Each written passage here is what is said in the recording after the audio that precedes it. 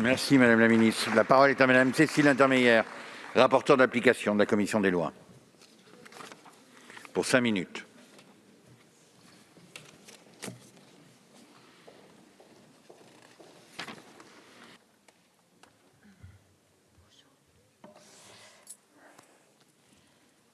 Je tiens à saluer vraiment la façon dont a travaillé Sylvain Waserman, la façon transpartisane avec laquelle cette proposition de loi a été fabriquée, en ramassant finalement tous les textes qui pouvaient être utiles à la construction de cette proposition de loi.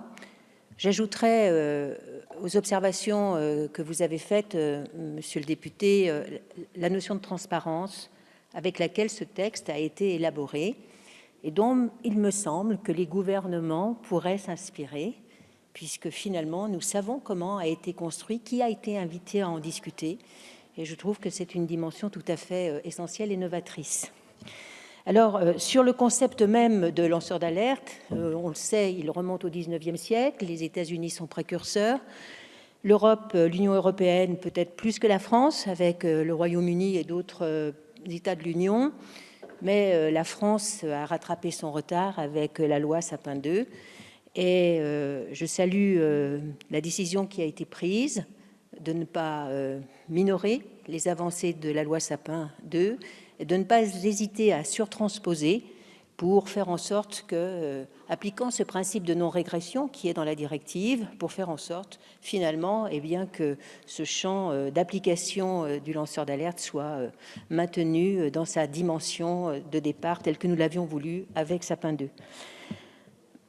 Ce présent texte va donc plus loin que la directive, c'est votre volonté, nous la saluons. Elle respecte les dispositions de la loi Sapin II, qui n'était pas une loi facile, comme nous en avons parlé, Madame la Ministre. Et les points majeurs de ce texte, me semble-t-il, peuvent se résumer à 3 points. Le premier, c'est sur la redéfinition du lanceur d'alerte, sur lequel nous avons discuté, autour de la notion de désintéressement. Vous introduisez la notion de contribution financière directe. J'ai fait part des quelques réserves de notre groupe, tout en comprenant l'objectif qui est d'éviter les chasseurs de primes. Mais ayant auditionné Frances Haugen, qui nous faisait part de la rémunération par des dons, nous nous sommes posé la question de savoir si la contribution financière directe incluait les dons dont les lanceurs d'alerte peuvent bien sûr bénéficier. Le deuxième point, c'est une procédure qui est claire, puisque nous avons une voie interne, une voie externe, et ensuite, après épuisement de ces voies, enfin de l'une de ces voies, divulgation au public, ce qui est de nature à rassurer, me semble-t-il, les entreprises et les administrations. Plus de hiérarchisation entre ces voies, c'est vertueux en ce que cela incite les entreprises et les administrations à mettre en place une voie interne.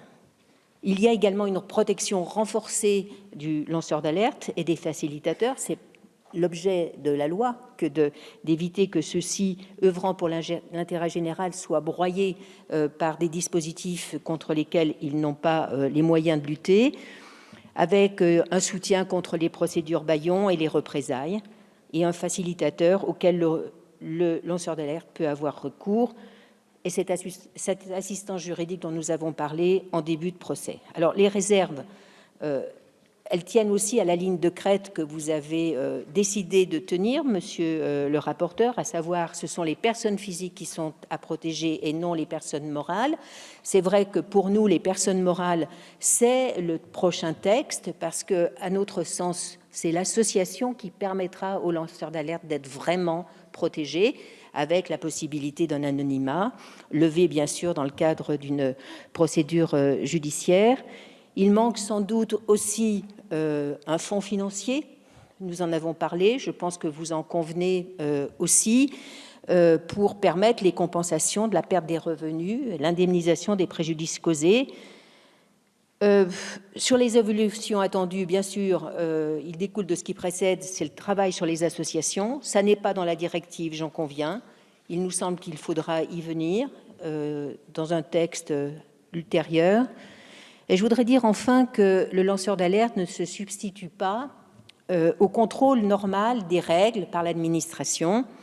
Et je pense notamment à la DGCCRF qui fait un travail remarquable et qui en faisait un remarquable dans les appels d'offres et qui ne peut plus le faire faute d'effectifs et faute de présence désormais. Je pense au contrôle fiscal et la douane, et il est clair que le lanceur d'alerte ne se substitue pas et ne devra pas venir permettre le désengagement de l'État dans ses missions de contrôle tout à fait essentielles. Et je terminerai en disant que la culture déontologique doit être diffusée intelligemment. L'indépendance requise vis-à-vis de l'employeur du déontologue permet précisément à celui-ci de porter ce concept de lanceur d'alerte. Je vous remercie. Merci, Madame la rapporteure.